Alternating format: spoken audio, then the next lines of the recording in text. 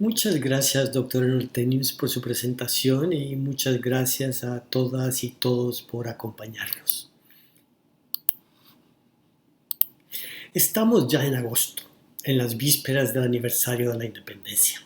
Veamos entonces cómo era la atmósfera en 1821 en la Capitanía General de Guatemala, en el Reino de Guatemala que le llamaban en aquella época. El ambiente de 1821, en general, lo refleja una famosa cita que escribió Manuel Montúfar en sus memorias que publicó en 1832. Es decir, solamente 10 años después de la independencia tenía fresca la memoria.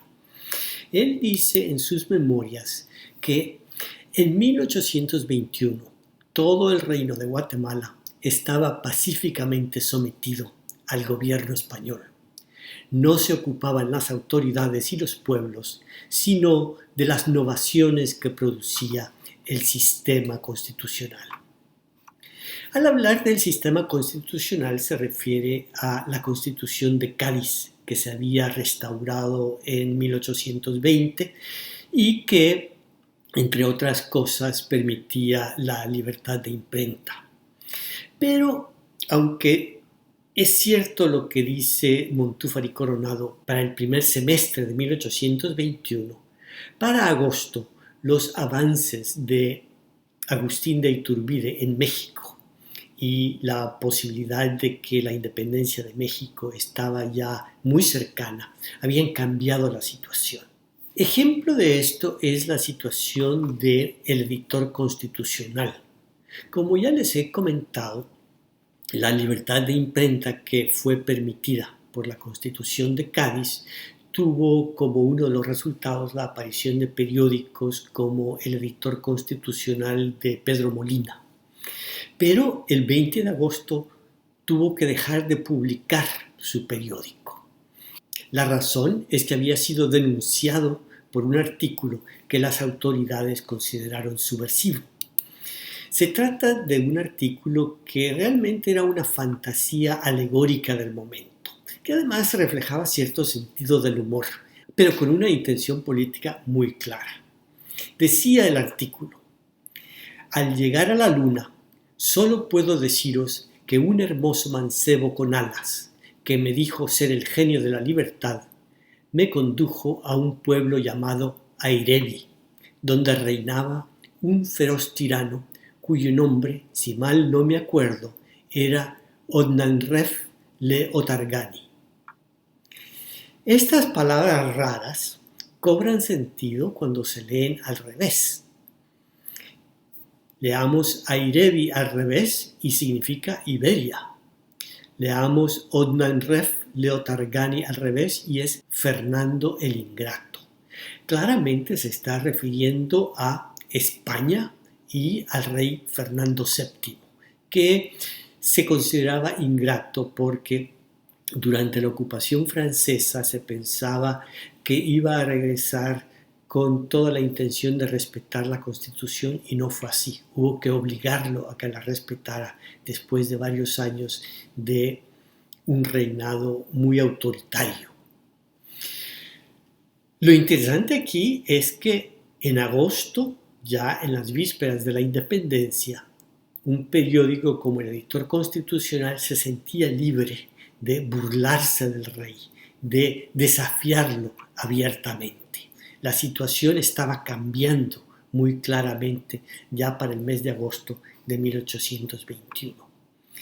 Tanto es así que una semana más tarde, el mismo Pedro Molina refundó su periódico y le llamó El Genio de la Libertad. Y en este periódico empezó a abogar ya muy abiertamente por la independencia. En conclusión, podemos decir que la libertad de prensa que había permitido la Constitución de Cádiz había abierto la puerta para que los intelectuales discutieran ciertos temas y ya al final del proceso ya hablaran abiertamente de dejar atrás el reinado de Fernando VII, declarar la independencia y empezar a gobernarse por sí mismos. Pasemos entonces a 1921. 100 años más tarde se repetía el tema de una constitución que daba libertades y se pensaba ya en celebrar el aniversario de la independencia, el primer centenario de la independencia. Hablaremos primero de un proyecto constitucional y luego de los preparativos para el centenario. El antecedente de este proyecto constitucional se encuentra en el Pacto de Unión que habían firmado El Salvador, Guatemala y Honduras en enero de 1921.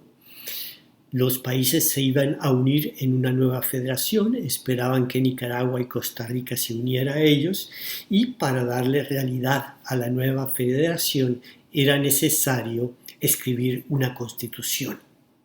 Se eligió una constituyente que se dirigió a Tegucigalpa, donde comenzó a reunirse en el mes de julio de 1921. Las sesiones se hacían en el Teatro de Tegucigalpa. Tenía una gran concurrencia y llegaba a llenar las galerías. Había barras que se manifestaban en apoyo a favor de una causa o en contra de una causa. Era una experiencia realmente muy enriquecedora para los habitantes de Tegucigalpa y así lo manifestaban. Uno lee en los periódicos sobre el entusiasmo con que la gente seguía las deliberaciones de la constituyente. En las sesiones de la constituyente, los diputados discutieron una gran variedad de temas.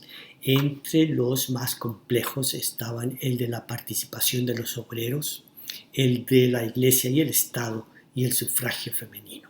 Veamos por partes.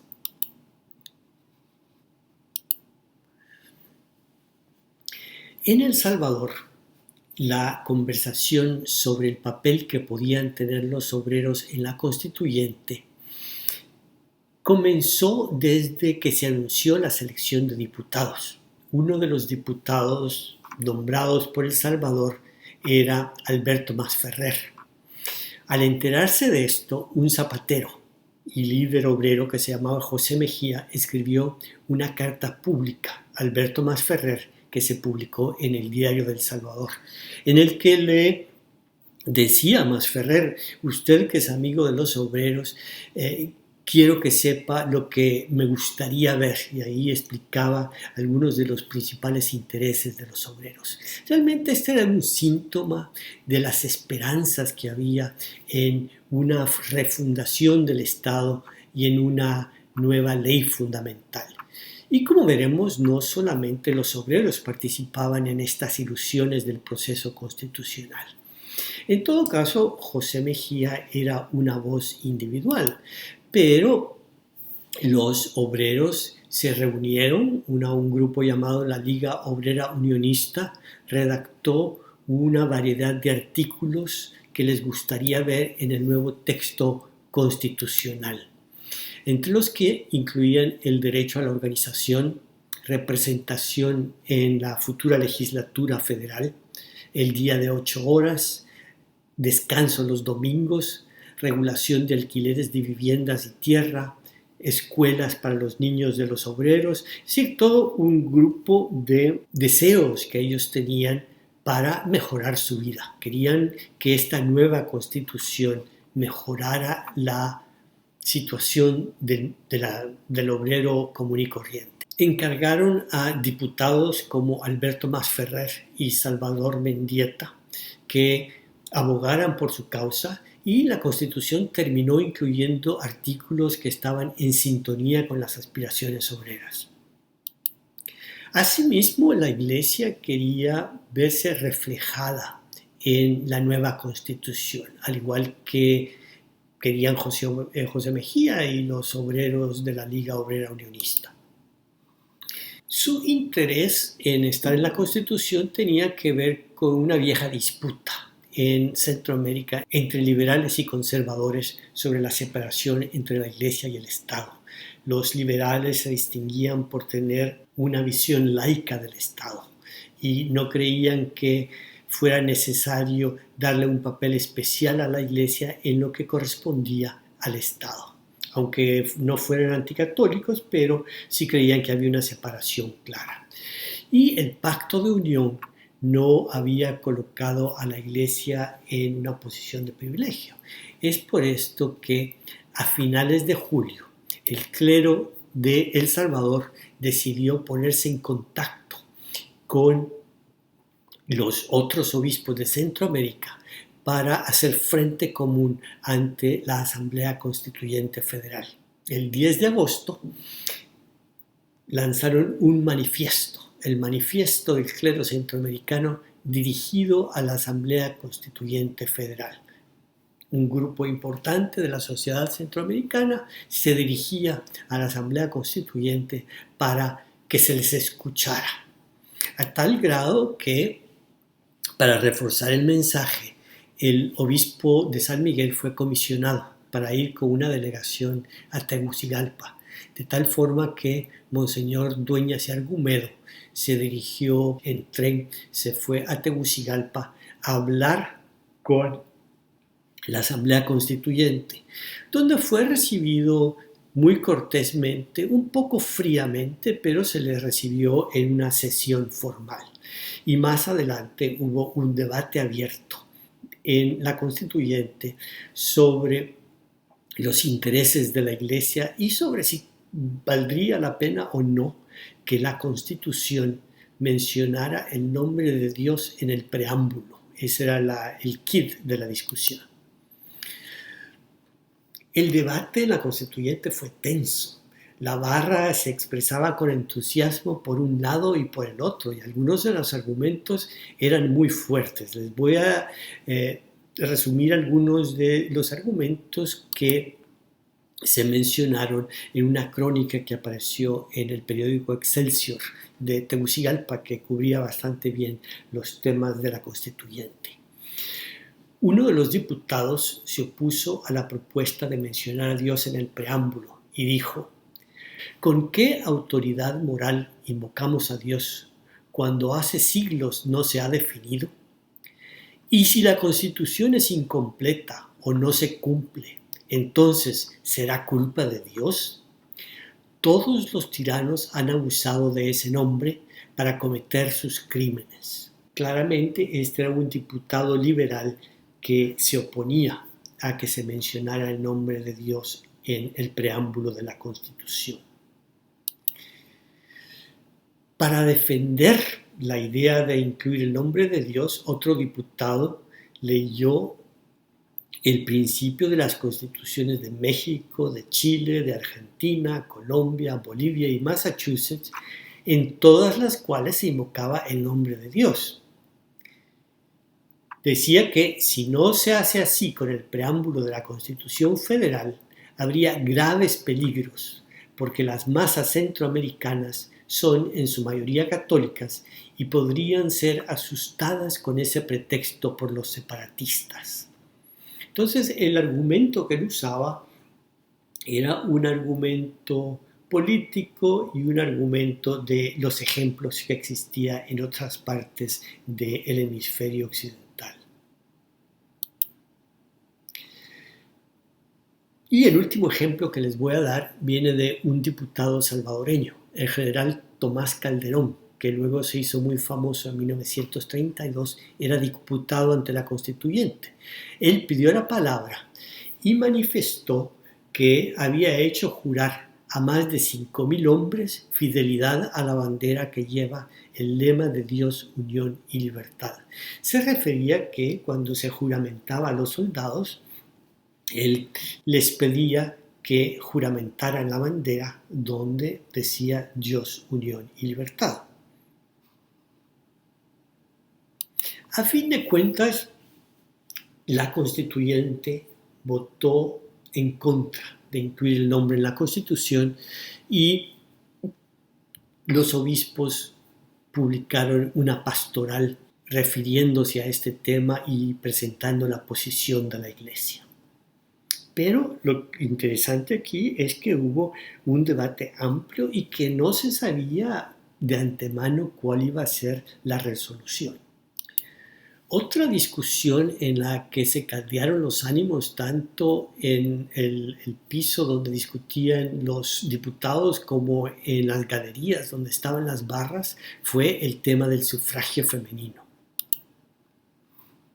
Al igual que los obispos habían escrito un manifiesto a la constituyente, la gran feminista salvadoreña Victoria Magaña de Fortín envió un texto a los diputados.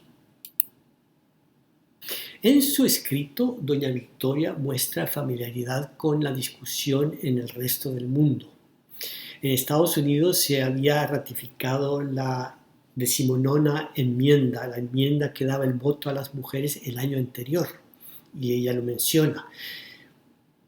En resumen, ella lo que hace es escribir con mucho detalle un argumento a favor del sufragio femenino. Las mujeres que se estaban organizando en El Salvador y en otras partes de Centroamérica querían hacerse sentir en el debate, y ya en una convención a principios de año, Prudencia Ayala había pedido que el Partido Unionista pidiera formalmente que se otorgara a las mujeres el derecho al voto.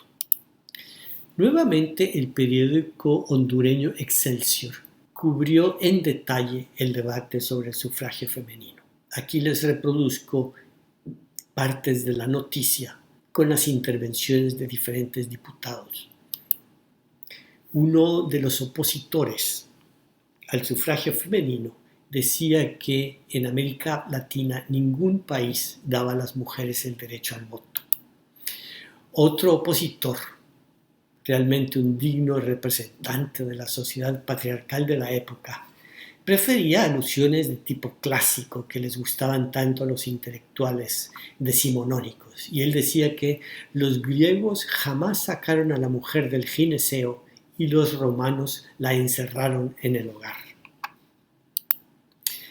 Un tercero hablaba que a las mujeres se les daría empleo por motivos ajenos a sus contribuciones laborales, y contaba la historia de un gobernante de Honduras que convirtió a la escuela normal de señoritas en su harén personal. Otro que no tomaba en serio la posible contribución de las mujeres a la sociedad centroamericana. Pero no todos los diputados eran tan trogloditas. Había otro diputado que dijo que, trayendo a la mujer a la cosa pública, palparemos una regeneración notoria, y mencionaba el activismo político de las mujeres en El Salvador y en Guatemala. Los mejores argumentos a favor del voto femenino los encontré en la crónica que publicó el Diario de El Salvador unos días más tarde, y les voy a comentar un par nada más.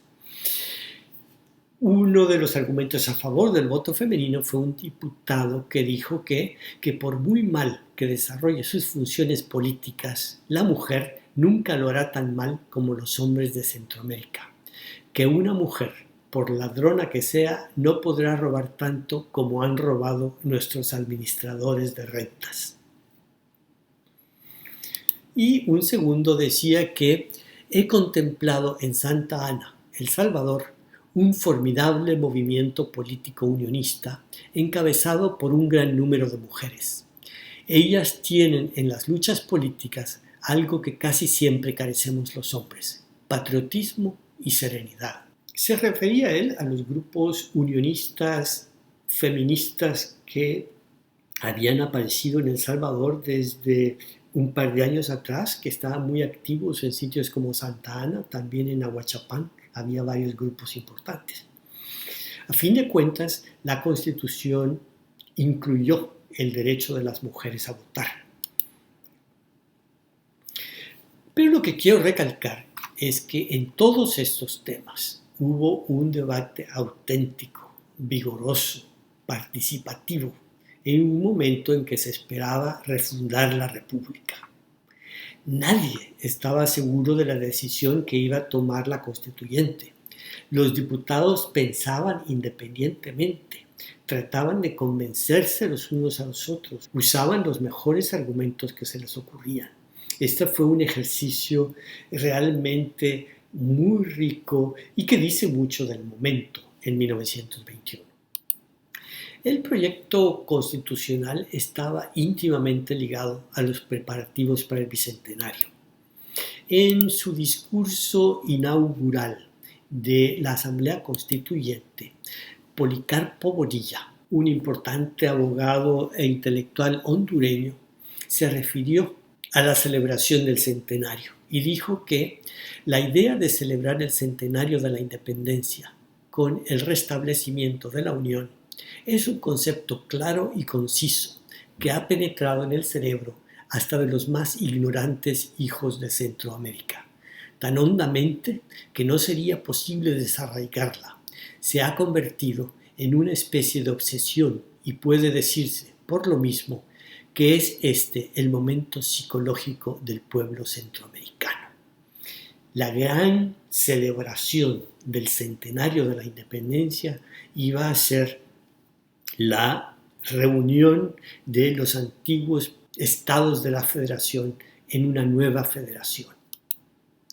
Es por esto que, mientras estaba negociando el Pacto de Unión en Costa Rica, a finales de 1920, principios de 1921, los delegados hicieron un acuerdo que decía: los gobiernos de los 5 estados de Centroamérica celebrarán conjuntamente en la ciudad de Guatemala el 15 de septiembre de 1921 el primer centenario de la emancipación política de Centroamérica. El gobierno de El Salvador aceptó esta idea con un gran entusiasmo y anunció en febrero un plan ambicioso de participar y dice la noticia en el Diario de El Salvador.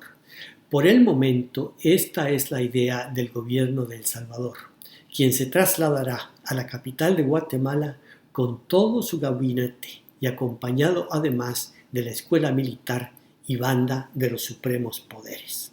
El gobierno de El Salvador a principios de 1921 pensaba celebrar por todo lo alto, pero una crisis económica paralizó los planes del gobierno. El gobierno estaba sumamente endeudado, no había nadie que comprara el café salvadoreño porque la bolsa de valores de Estados Unidos había bajado muchísimo. El gobierno estaba tratando de obtener préstamos, pero estaba con problemas para obtener dinero para financiar hasta sus gastos más elementales. No le estaban pagando a los maestros, no le estaban pagando a los telegrafistas. Entonces, el liderazgo de la organización de las fiestas del centenario pasó a las municipalidades. La municipalidad de San Salvador nombró un comité municipal de festejos pro centenario que se mostró muy activo.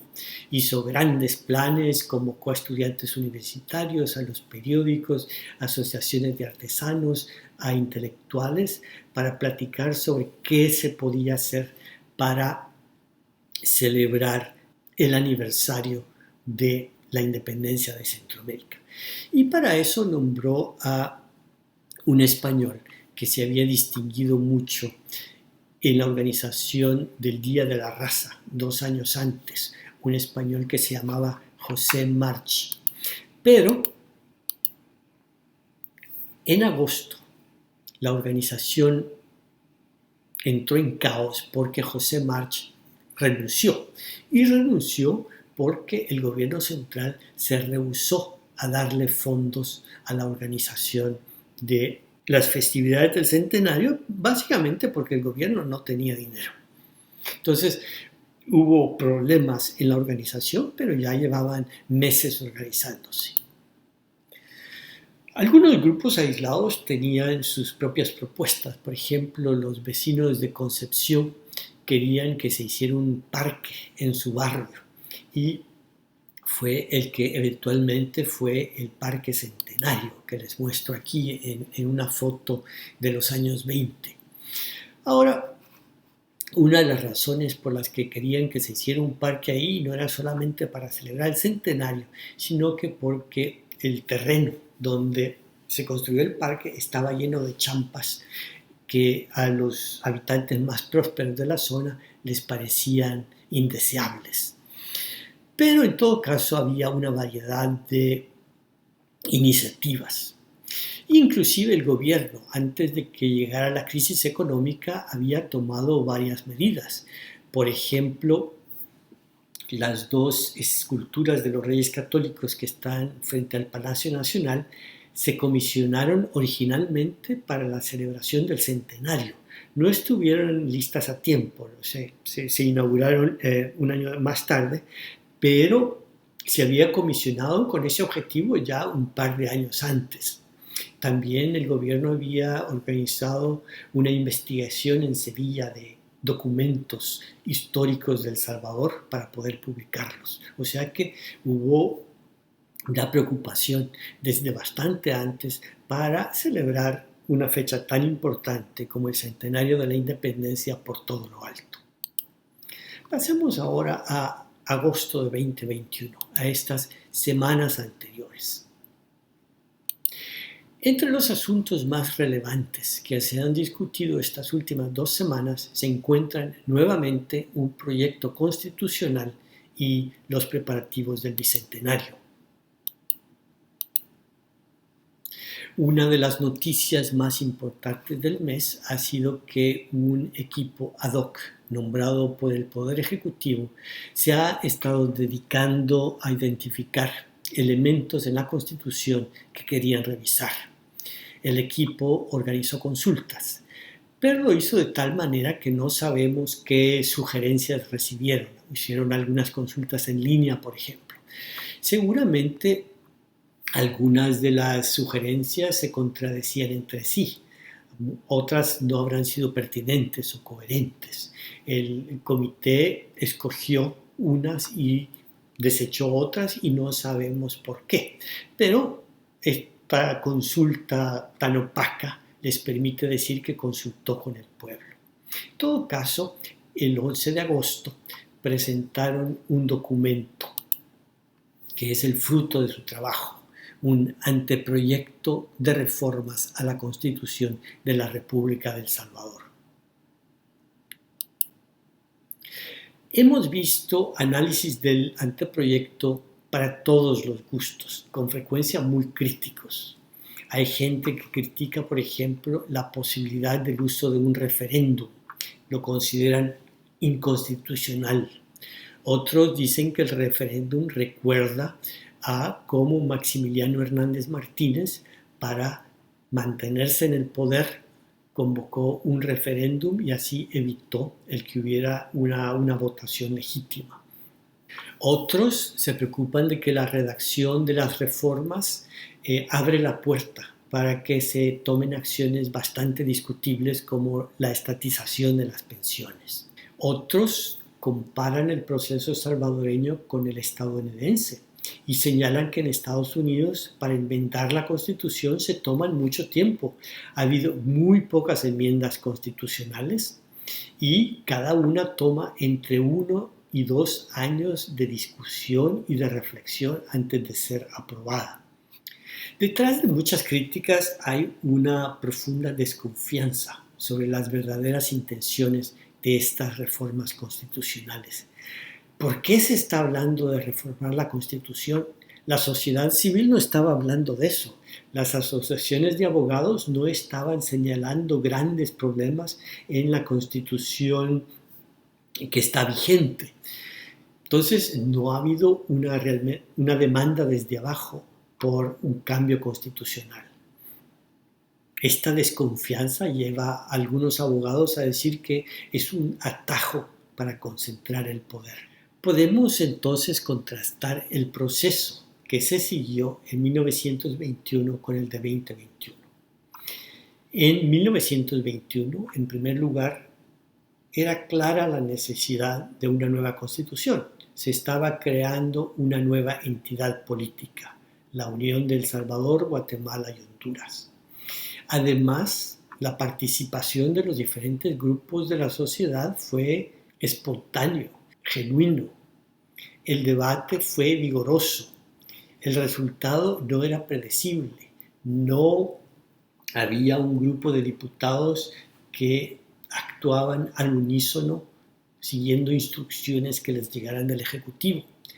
Se tenía conciencia de que la Constitución era un documento fundacional de un nuevo proyecto político y muchos lo vieron como una oportunidad para dejar atrás a los vicios políticos que se habían observado en los países centroamericanos, los caudillos, la falta de libertad de prensa, la falta de libertad del poder judicial y del poder legislativo, las arbitrariedades, las detenciones, el poco respeto a las libertades constitucionales como el habeas corpus y en general la debilidad del Estado de Derecho.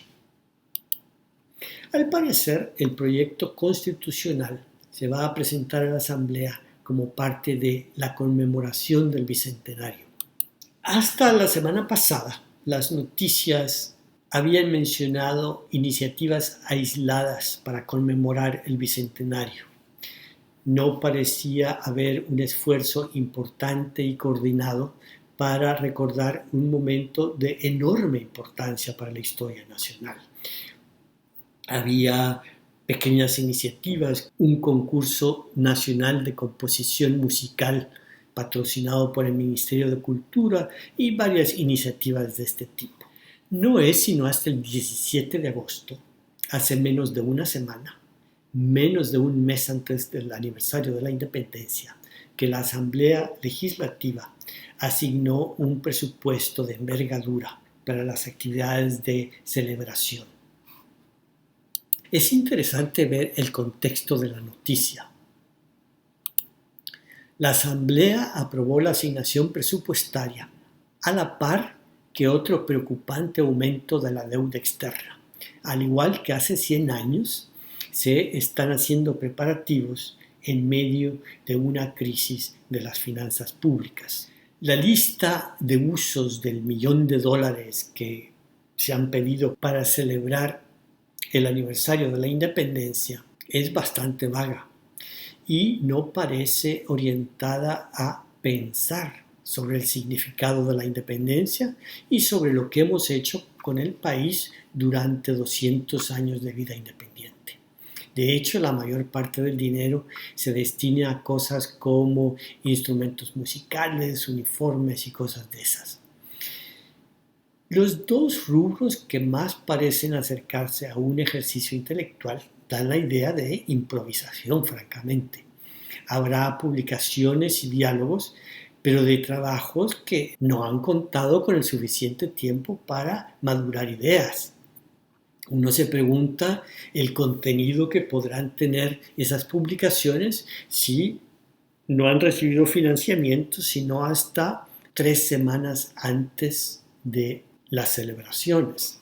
Podemos comparar las celebraciones de 1921 con las de 2021.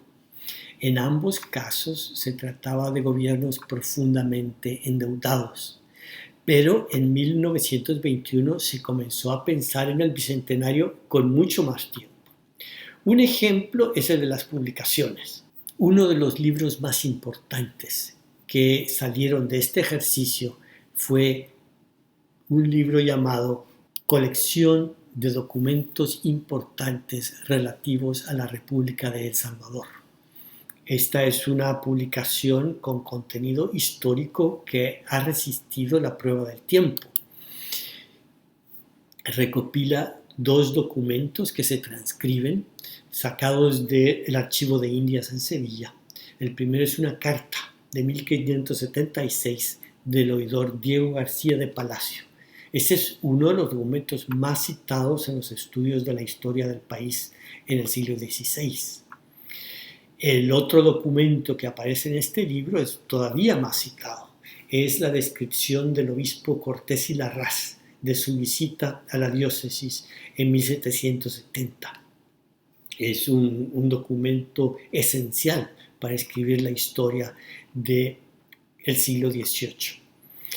Huelga decir que para conseguir y transcribir estos documentos se comenzó a trabajar desde más de un año antes de su publicación. A fin de cuentas, la crisis económica y política hizo que las celebraciones de 1921 no fueran lo que se hubiera deseado. Pero eso es algo que podemos platicar en detalle en otra ocasión. Con esto concluyo y no me resta más que darle las gracias por su atención.